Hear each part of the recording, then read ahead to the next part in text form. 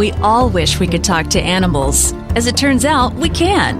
Animal Connections with Laura Rowley explores the nature of interspecies communication. What are our animals trying to tell us? Animals commune through love, a force that opens all doors. Listening to them teaches us how to be better humans. Why? We can trust them to tell us the deepest truth about who we are and how one can grow into a more powerful version of self. Laura shares over 20 years of stories and wisdom learned from her work as an animal communicator in this hard and thought-provoking show. Welcome. I'm Laura Rowley. You can listen to Animal Connections with Laura Rowley on syndicated Dream Vision 7 radio network every Friday at 9 a.m. and 9 p.m. Eastern Time. Listen online or on your mobile devices. To learn more and for a full schedule, go to dreamvision7radio.com. Dream Vision 7 Radio Network is the media partner for Omega Institute. Thank you for joining me today. Our segment today is entitled Our Animals, Our Healers. So, with each segment of this show, as an animal communicator, I try to share understandings, wisdoms, even questions that come up for me about what it's like to have an intimate connection with an animal. How do they teach us? What are they telling us? And in my daily work, people phone me for readings that they call in advance. They phone my number and make an appointment and have an idea pretty clearly that they're confused about something that their animal is doing, some behavior. And they're also pretty sure that they should be doing something about this. Like it might be that an animal is ill or seems to be uncomfortable or in pain. It might be that an animal seems to be trying to get them to understand something through misbehaving or even through pestering, like whining at the door when they've just been out, or urinating outside of a litter box when they could easily have gone into the litter box. Why would an animal do something contrary to what it has always been doing? Like if you have a lovely relationship with them, you live with them, things are going smoothly, and suddenly they're not going so smoothly anymore. So what just happened? And lots of times people go to veterinarians at that point to assess physical condition and wellness. Is there an illness or some medical condition that's present? And by the time they call me, maybe they've learned that there isn't one, or if there is one, it's not immediately evident by modern diagnostic methods. So they'll use my services to understand a little bit more. Can I sense pain? Can I sense emotional distress? Can the animal just plain tell me what's going on? And just like people, animals sometimes are very blatant, very clear, very direct. They'll show me an instant picture of something to let me know that this is why I'm doing that behavior, because it bothers me. For instance, they'll show a person's emotions. The reason I'm doing something that I shouldn't be doing is because the person is always upset. They'll show me the person crying. They'll show me the person laughing too much, or maybe being undisciplined, and it makes the animal nervous because they regard us as their leaders, their friends. And when we act erratically, it's disturbing to them because animals cue into their leadership, whether it's a pack or a flock or a herd or a gaggle. Animals want a strong leader. Or if they're going to lead us, they at least want us to be a good follower, which sometimes is the case. And sometimes we're not great at that either. So people phone me to find out what's bothering their animal. And a lot of the times, the interesting thing that's been happening more and more lately is that people phone me in the last few months, and there's been a common thread among certain callers, in that they understand that the animal is trying to indicate something to them that is deeper and bigger than don't just pee in the house or don't rip up the rug when I walk out the door. I mean, certainly those things are distressing and upsetting, but the person will often call and say, Laura, I want you to fix this problem. And, of course, I will do my best. I'll chat with the animal. I'll figure out why the animal's doing that. Maybe we need to go back to the veterinarian. Maybe there's something that is not immediately obvious that's painful or disturbing to the animal. Or maybe we just need to talk to the animal and sort out the behavior. Why are you doing this? Well, I'm doing this because I need to do it to get the attention I'm trying to get is often the answer I get. So here's a perfectly attentive human calling me about an animal trying to get their attention. And it's almost like sometimes when we have a dream and we know there was something relevant to our understanding that dream for our future happiness.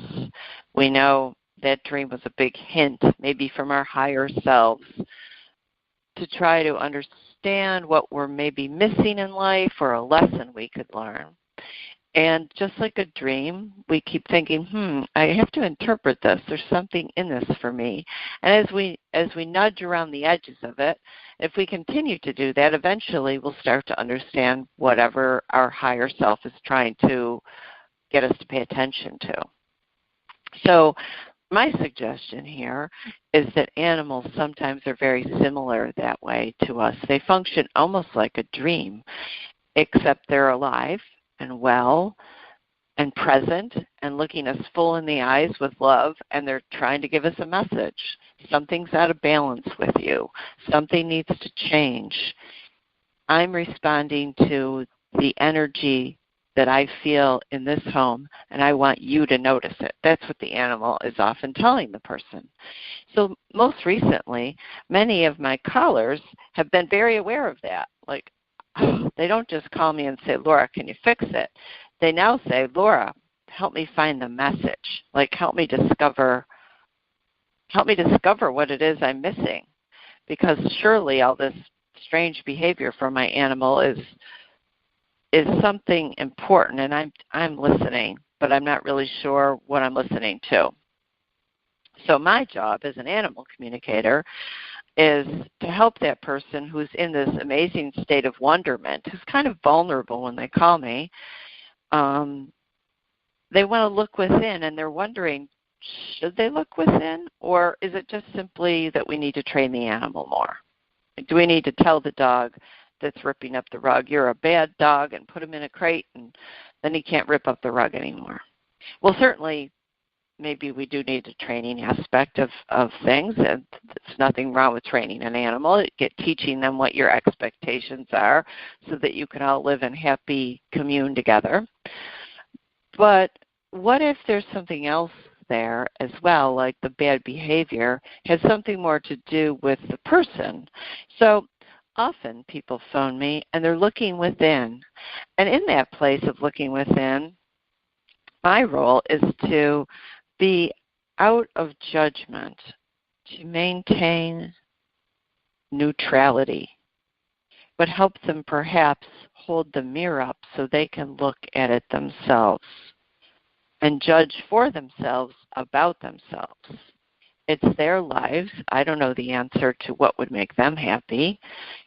Their animal may not totally know the answer to what would make them happy, but the animal is pointing out something about their happiness, perhaps, that they seem out of balance themselves.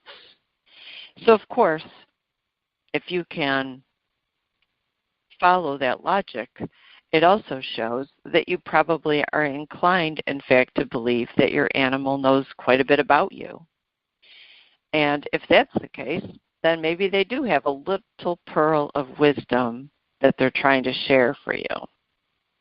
So if you could just eliminate skepticism and decide to sort of buy in at that level of things, then my role as an animal communicator is to remain neutral and help clarify, help you find and discover the answer within yourself.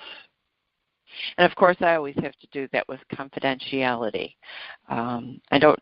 even when I'm speaking on this show, I'll refer to several cases that I do and tell you stories, but I always change the names and a little bit of the circumstances because it's not my business to air your business, especially not in a format such as radio. But I wouldn't even do it casually amongst friends because it's very deep and it's very personal, and it's a profound place for you to go to learn about yourself when you look at who lives with you and how they feel about themselves.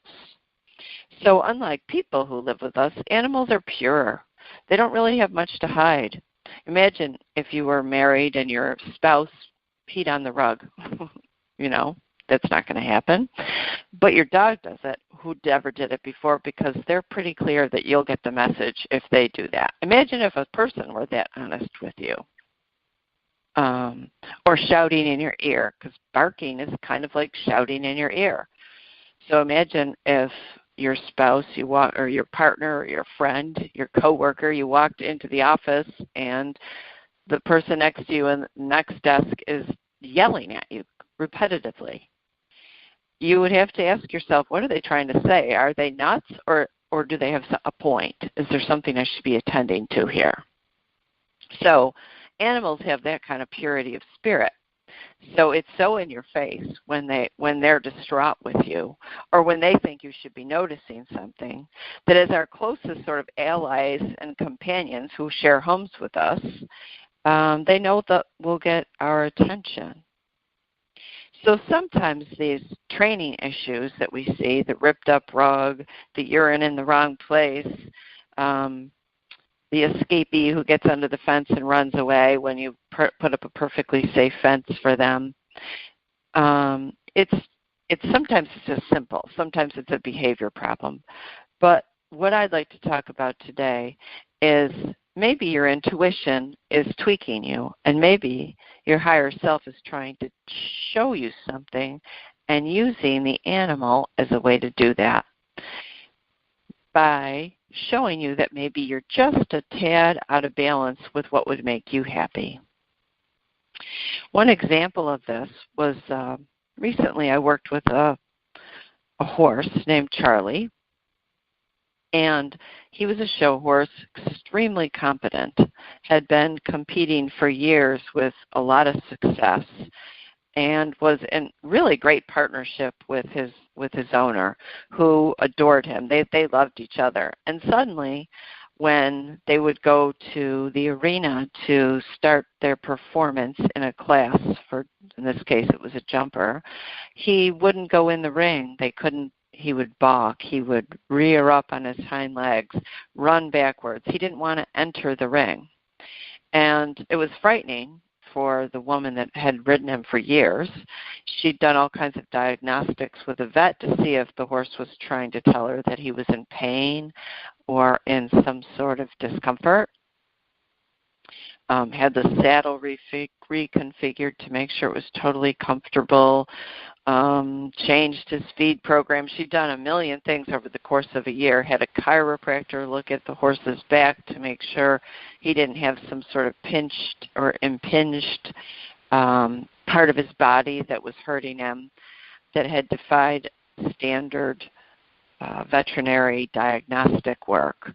So she came to the conclusion that she just didn't know what it was when she called me, which is often where people start with me, is they just know that they're throwing up their hands. They're just not sure anymore what to do, or they're kind of thinking they should give up maybe. And certainly she didn't want to give up on her horse, but she wondered if she should just stop showing him, which in her life had been a place of great joy, and she thought the horse liked it too. So like so many of my clients, their first question is, well, is he still happy with his life, or, not? So we work from there. Is the horse happy? Does he like this work? If he does like it, then why is he acting like he hates it? So the horse told me that basically he was there to manifest all of her desires. Like he truly cared that he did whatever she needed him to do.